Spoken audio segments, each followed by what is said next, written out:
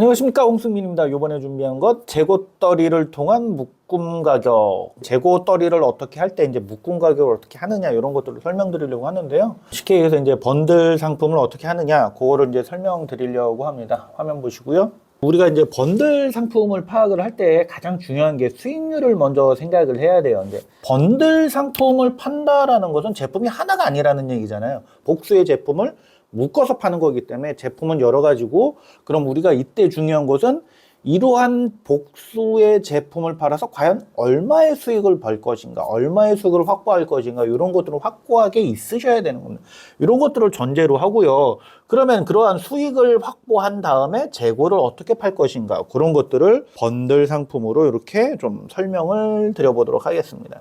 시작하기에 앞서서 이런 말이 있어요. 눈물의 고별전. 근데 보니까 이거는 묶음 상품이 아니고 그냥 도매떼기를 이렇게 떼다 파는 거더라고요. 근데 맥락은 같아요. 맥락은. 왜냐면 이제 묶음으로 하는 것들은 이제 키로로 해요. 보통 몇 천만 원 해갖고 이렇게 확 왔다 갔다 하거든요. 그 안에서 이제 판매 방법을 이렇게 다양하게 하는 건데, 그거랑은 살짝 맥락은 비슷하지만 결은 좀 다르다. 여튼. 자, 재고에 대한 개념부터 확실히 하겠습니다. 재고의 개념이 뭐라고 생각하세요? 우리가 생각할 때 재고는 당해년도 재고를 말씀드리겠는데, 회계적인 이야기인데 그 해 충분히 만들어서 갖다 팔 수 있는, 회계에 바로 반영되는 것들, 가공을 통해서 당장 수익이 가는 것들, 또는 당장 판매가 가는 것들, 이런 것들은 우리는 재고라는 표현을 쓸게요. 이제부터 이런 것들을 재고라고 하고, 그러면 소위 말해서 악성 재고, 잘 안 팔리는 것들, 이런 것들은 어떻게 할 것이냐라고 하면 이런 것들을 잉여라고 하겠습니다. 잉여.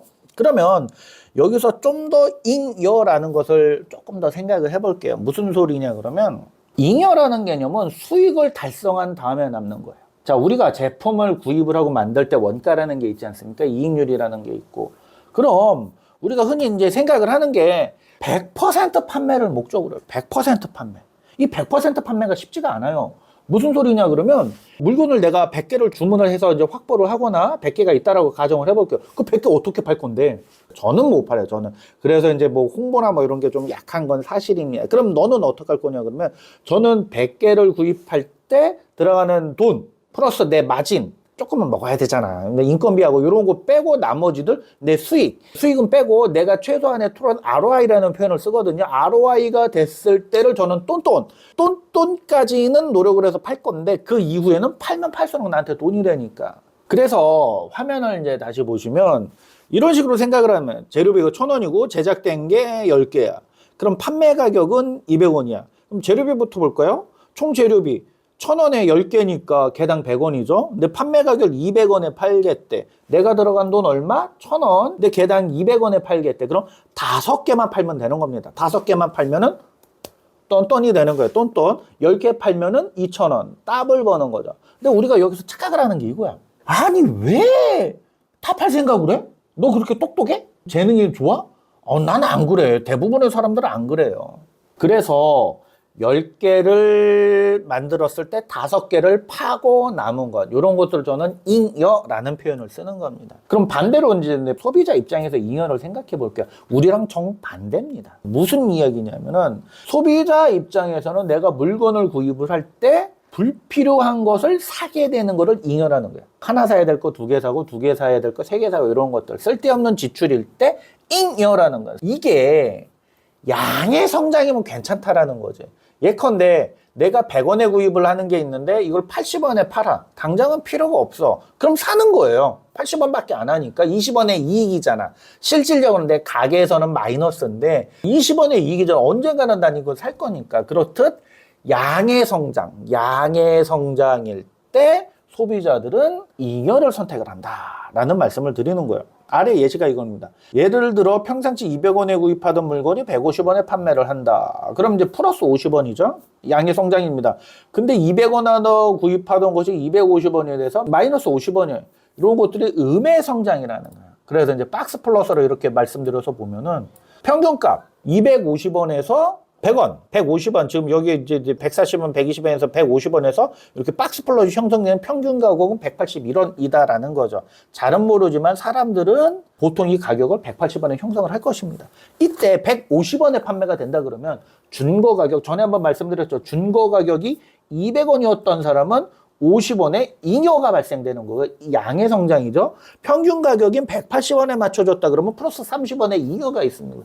이런 것들 이제 박스 플롯으로 간단하게 이제 볼 수도 있는 거고요. 구체적으로 좀 살펴보겠습니다. 맥주에 맥주. 전에는 뭐 8,000원, 9,000원 하다가 요즘 12,000원 하대. 난 그래갖고 맥주 사먹는 거 조금 부담되기는 합니다. 여튼, 헤페바이젠, 제가 제일 좋아하는 맥주, 이제 독일 맥주 이제 6,000원 돈 하는데, 헤페바이젠 하나 5,000원, 4X, 요것도 살짝 비싸죠. 4X가 하나 3,000원, 아사히 슈퍼드라이, 최애 맥주입니다. 일본 맥주 엄청 좋아해요. 아사히 슈퍼드라이가 3,000원이다. 그리고 테라가 2,000원, 필라이트 솔직히 맥주 아니지. 이거는 발포주지. 뭐 이렇게 있다라고 할게요. 자, 이때 모든 제품을 5,000원에 판다라고 해볼게요. 5,000원에. 대부분 헤페바이젠 사지 않을까요?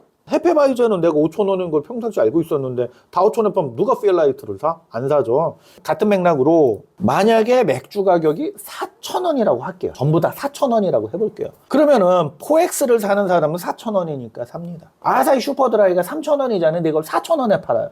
안 사죠? 근데 헤페바이젠 5,000원에 팔던 걸 4,000원에 팔아요. 어떡하실 거예요? 삽니다. 평균 가격이 4,000원이라면 헤페바이진을 1,000원이라는 양의 잉여가 생기다 보니까 살 가능성이 높아지는 거죠. 그런 맥락입니다. 3,000원으로 하게 되면은 아사히 슈퍼드라이 사는 사람은 아사히 슈퍼드라이도 사고, 4X도 사는 사람은 4X도 사고, 헤페바이젠 사는 사람은 헤페바이젠 삽니다. 이런 식으로 쭉 계산을 해봤더니 3,000원일 때는 3개를 판매할 가능성이 높잖아요. 3 곱하기 3은 9, 9,000원의 매출이 나오는 거예요.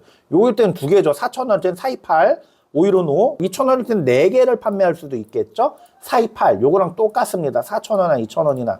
그러면은 3,000원으로 했을 때가 매출이 가장 높겠죠.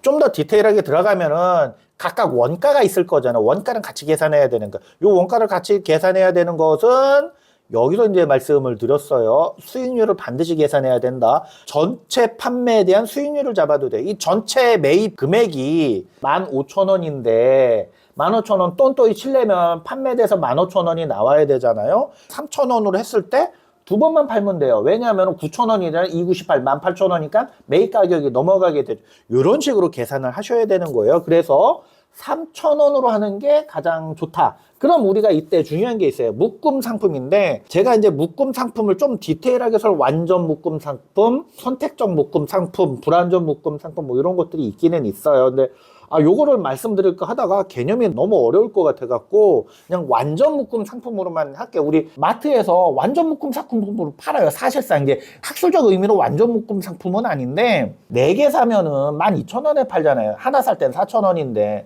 똑같네? 5,000원인데 이 새끼들 이거 어떻게 하는 거야 이거? 아무튼 뭐 그 이야기를 하는 거예요. 그 이야기를. 자, 그랬을 때 5,000원에 4개를 산다 그러면은 3,000원일 때 4개를 사는 거죠. 그럼 12,000원에 대한 매출이 발생된다. 이런 것들이 번들 상품이다라는 것입니다.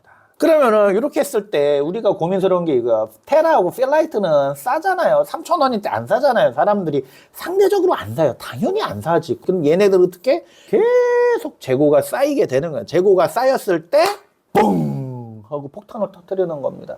초대박으로. 뭐냐 그러면 우리가 전체 ROI를 따져서 전체 매출에 대한 전체 수익 결정했죠. 이거 끝났어요. 요거 다음에 뭘 하냐 그러면 테라가 하나 2,000원이잖아요. 요거 하나 1,000원에 팔아버려 그냥. 미친 척하고 10개 10,000원 해봐. 이거 안 팔리겠어요? 2,000원짜리를 1,000원에 파는데 필라이드 1,000원이잖아요. 500원에 팔아봐. 안 팔리겠어요? 팔리지? 이런 식으로 딱 파는데 이게 과연 손해냐? 결코 손해가 아니죠. 개당으로 봤을 땐 ROI가 안 맞아서 손해인데 전체로 봤을 땐 ROI가 맞아버려. 훨씬 더 이익입니다. 팔면 팔수록 이익이에요. 이런 것들을 우리는 미끼 상품 이런 식으로라도 표현을 해요. 자, 이것이 바로 번들 상품 전략입니다. 궁금하시면 댓글 달아주세요. 제발. 제발 댓글 달아주세요. 고맙습니다.